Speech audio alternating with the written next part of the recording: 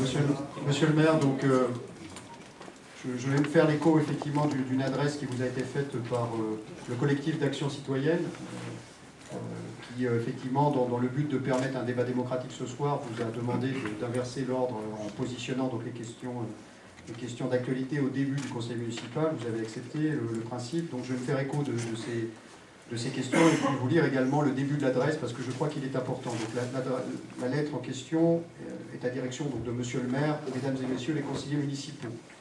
Et donc elle est adressée par le collectif d'Action citoyenne ainsi qu'un grand nombre de citoyens.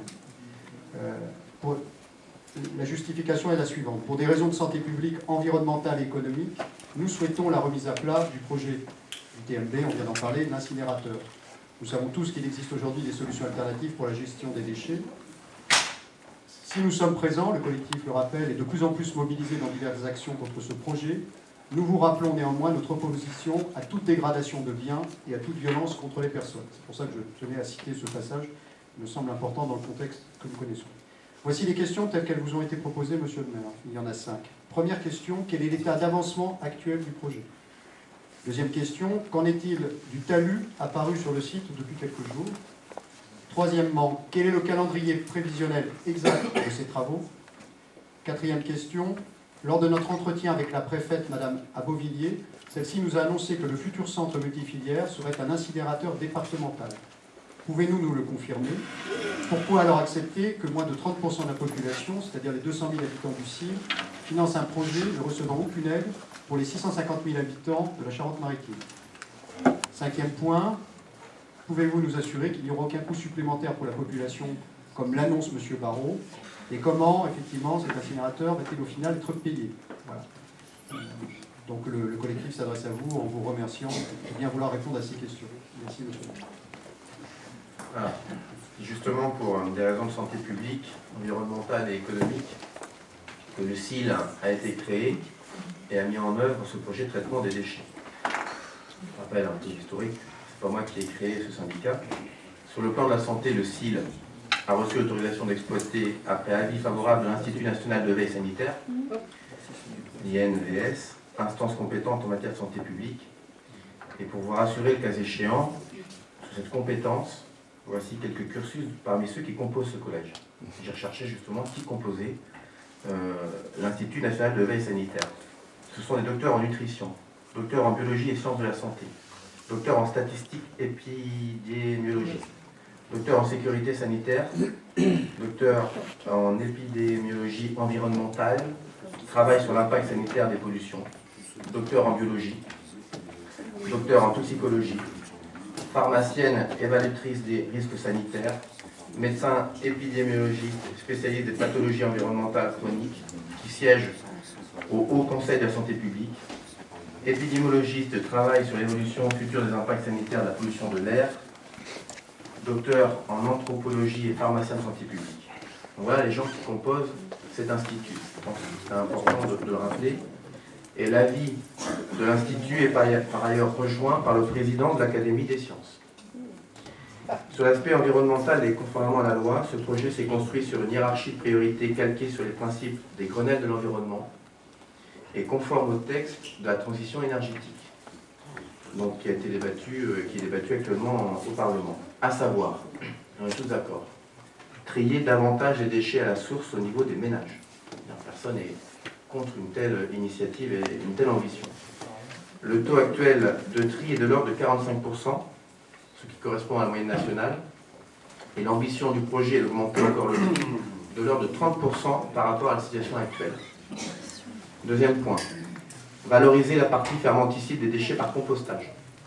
Le projet du CIL offre la possibilité de 2 filières de traitement des biodéchets, selon qu'ils sont ou non collectés séparément. Et les composts seront conformes à la législation, en particulier à la norme NFU 44.051.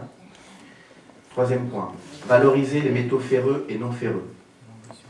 Quatrième point, incinération des ordures ménagères résiduelles avec valorisation énergétique, c'est-à-dire vapeur et électricité. Pour information ou rappel, la vapeur servira à chauffer la base aérienne totalité et la production d'électricité représentera la consommation de 11 000 habitants, donc l'équivalent d'une ville de 11 000 habitants. Cinquièmement, les mâches fer issues de la combustion seront également valorisées. Donc vous constaterez que l'incinération n'intervient qu'après une augmentation substantielle du geste de tri et la mise en œuvre de la valorisation matière. Le projet du SIL permettra la fin de la mise en décharge des déchets et économisera l'équivalent, je peux enseigner, d'1 million de kilomètres de poids lourds parcourus actuellement. Et je note aussi que les pays nordiques, réputés pour leur attachement viscéral à la protection de l'environnement, utilisent l'incinération, couplée à la valorisation énergétique, comme le Danemark par exemple, où sont incinérés 365 kg par an et par habitant, contre 161 actuellement en France. Notre pays a recours bien plus que le Danemark à la mise en décharge, et solution que les Grenelles de l'environnement ont placée en dernière position. C'est pour ça que être en décharge, c'est quand même une avancée. Il n'y aura pas d'augmentation du coût de traitement. Par rapport à une des questions, l'économie du centre de valorisation multifilière voulu par le SIL comporte cette exigence depuis l'origine du projet. Le financement assuré par l'emprunt sera assis sur l'ensemble de la population du territoire du SIL, effectivement.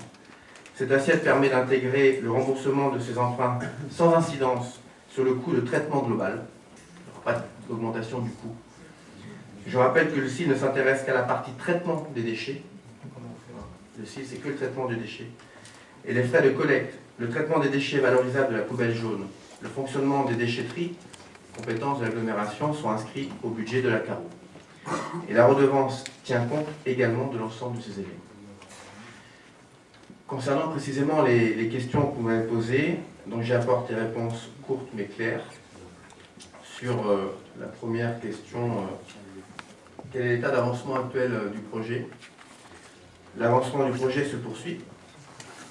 L'ordre de service signé par le président du SIL a permis aux constructeurs de lancer les études d'exécution. Ces dernières devraient permettre d'ailleurs de lever tous les doutes au sujet du respect des normes parasismiques applicables au projet. Bien sûr.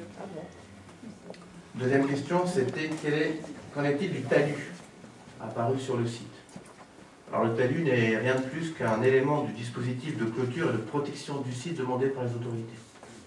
Le talus, je ne l'ai pas vu.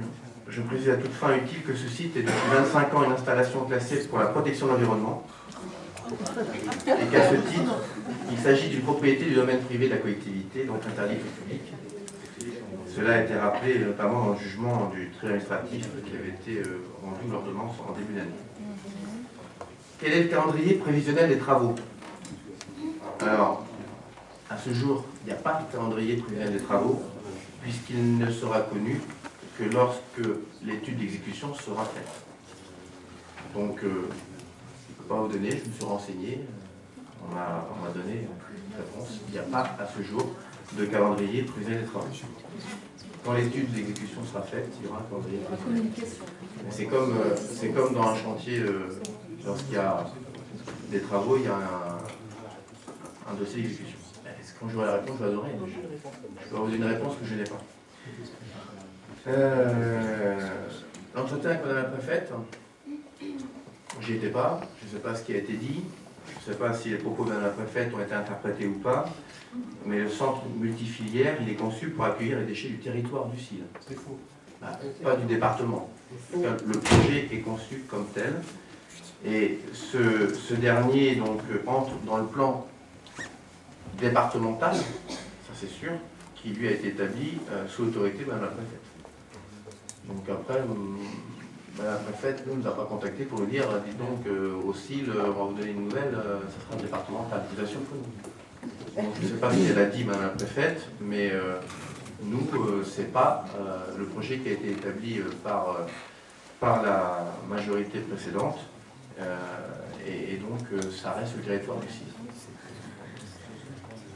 Ensuite, je ne vois pas comment on pourrait accueillir les déchets de tout un département alors que ce n'est pas un incinérateur comme je l'ai indiqué,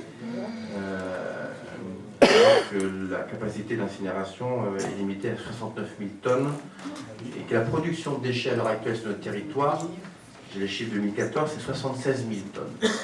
Donc déjà, avec ce que l'on produit actuellement, ça va être compliqué. Donc je vois mal tout le département venir traiter les déchets dans ce sens. La Rochelle a son l'incinérateur. Vous savez qu'il y a un réseau de chaleur également qui est mis en place, qui est effectivement agrandi et qui est augmenté.